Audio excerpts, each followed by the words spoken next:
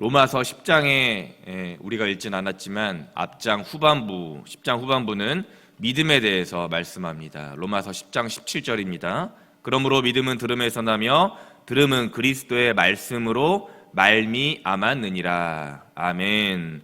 어찌되었든 하나님 구원 은혜에 대해서 가장 중요한 것은 우리의 믿음이 중요하다는 것입니다. 그러나 로마서 11장의 이 문제는 그리스도의 말씀을 듣지 않는다라는 것입니다. 특히 유대인들이 잘 듣지 않는 것입니다. 들어야 믿음이 자라는데 도무지 귀를 막고서 유대인들이 교만해서 듣지 않는 것입니다. 바울은 모세와 이사야의 예를 들면서 돌아오지 않고 찾지 않고 듣지도 않는 유대인들에게 하나님은 종일 손을 벌려 기다렸다고 말씀합니다. 그들에게 돌아오기를 바라셨는 하나님이셨습니다. 보통 몇 번 사람들은 기회를 주고 그 상대방이 돌아오지 않으면 기다리다 지쳐서 관계가 끊어지거나 대화와 만남을 포기하게 됩니다. 하나님은 이 유대인들에게 계속해서 주구장창 기회를 줬지만 유대인들은 돌아오기를 거부했습니다. 하나님 찾기를, 하나님 보기를 거부한 것입니다. 그래서 저런 유대인 사람들에게 하나님은 그들을 버리셨고 포기하셨다 이야기하지만 이스라엘과 언약을 한 번 맺은 하나님은 단 한 번도 그들을 포기하거나 버리지 않았다라고 다시 말씀하는 것입니다. 오늘 11장 1절 말씀입니다. 그러므로 내가 말하노니 하나님이 자기 백성을 버리셨느냐? 그럴 수 없느니라. 나도 이스라엘인이요 아브라함의 씨에서 난 자요 베냐민 지파라. 아멘. 하나님은 유대인들, 언약 맺은 백성들을 결코 버리지 않으셨다는 것입니다.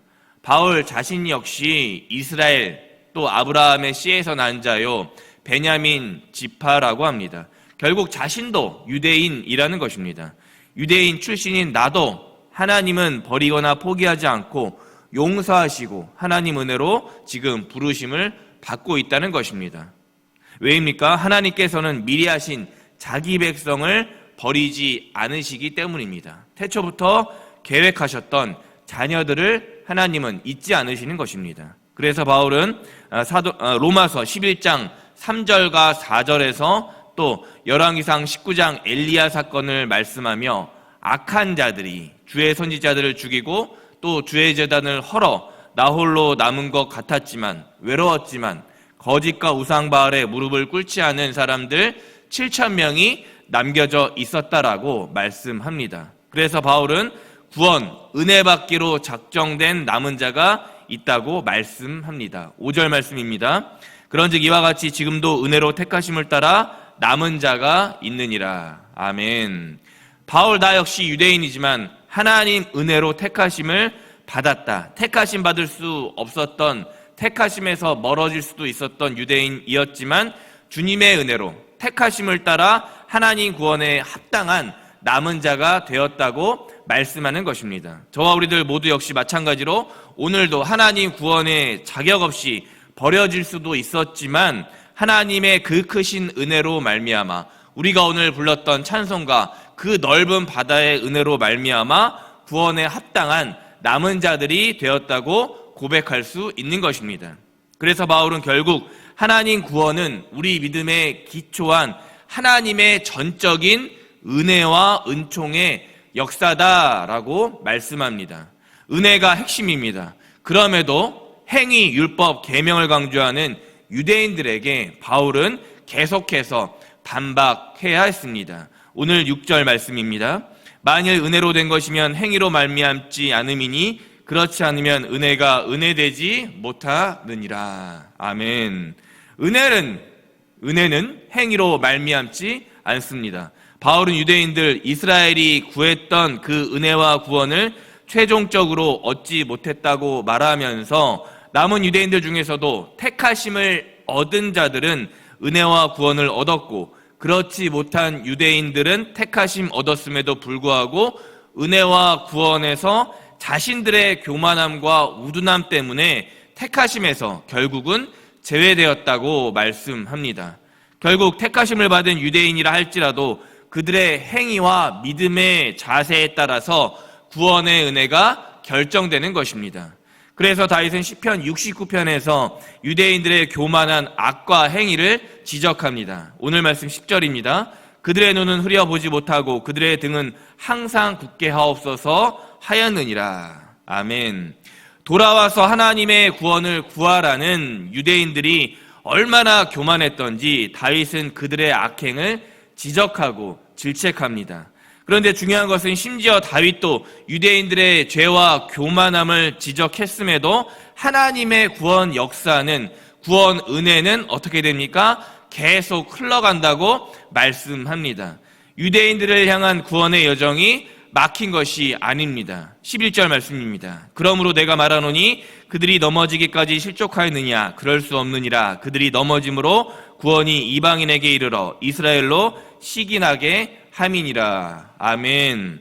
택하심을 받은 유대인들이었지만 무릎을 꿇지 않았던 유대인, 남은 이스라엘 유대인들을 구원의 통로로 삼아서 구원이 유대인들에게서 이방인들에게로 흘러간다는 것입니다. 이것이 하나님 구원 역사의 놀라운 여정입니다.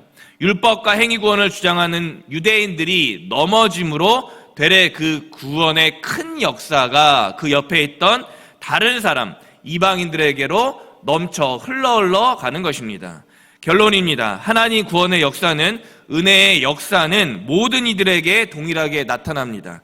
율법과 행위, 유대인들에게나 이방인들에게 특정되게, 특별되게 또 어떤 한정되어서 주어지지 않습니다. 왜냐하면 하나님 은혜와 사랑은 모든 것을 차고 풍성하게 넘치게 하시는 바다와 같은 큰 은혜의 역사이기 때문입니다. 12절 말씀입니다. 그들의 넘어짐이 세상의 풍성함이 되며 그들의 실패가 이방인의 풍성함이 되거든 하물며 그들의 충만함이리요. 아멘. 하나님 구원의 역사는, 은혜의 역사는 세상의 모든 약한 것과 연약한 곳, 부족한 곳 모두를 풍성하게 채우고도 남습니다. 유대인에게 특정해서 구원과 은혜가 집중되거나 몰리지도 않고 이방인에게로 구원과 은혜가 집중되거나 몰리지도 않는 것입니다. 오히려 하나님 때와 하나님 방법으로 때로는 구원이 유대인에게로, 때로는 구원이 이방인에게로 흘러가 풍성함이 필요한 모든 곳에, 약하고 부족한 모든 곳에 하나님 은혜가 채워지는 것입니다. 말씀을 뵙습니다. 하나님은 세상의 모든 민족과 나라가 하나님 구원 은혜 역사에 초청받기를 오늘도 바라고 기다리고 손을 벌려 구하고 계십니다. 그러나 인간들의 죄악과 교만함으로 유대인들의 경우에는 율법과 행위로 이 하나님 구원 역사 여정에서 잠깐 벗어날 때가 있습니다. 그런데 남은 자들을 통해 또 다른 남은 자들, 구원 은혜 역사에 제외된 자들을 하나님께서는 끝까지 구원기 위해 오늘도 하나님께서는 열심히 경주하고 계십니다. 유대인들이 약해져도 다른 이방인들에게 풍성한 은혜로 이어집니다.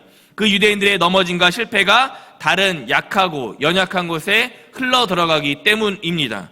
그러나 또한 유대인들도 구원 은혜 역사에 소외된 것은 아니죠. 또 다른 풍성함이 하나님의 또 다른 때와 또 다른 방법으로 유대인들에게 다시 찾아오기 때문입니다. 사랑하는 법한교회 성도님들 여러분, 오늘 내게 하나님 구원의 역사가, 은혜의 역사가 잘 보이지 않더라도 실망하거나 낙담하지 말아야 합니다. 왜냐하면 하나님 구원 은혜 역사는 우리 모두에게 동일하게 오늘도 신실하게 작동하기 때문입니다. 그리고 종국에는 내 넘어짐과 실패가, 내 연약함과 모자람이 다시 하나님 구원 은혜의 충만한 역사로 나타나기 때문입니다.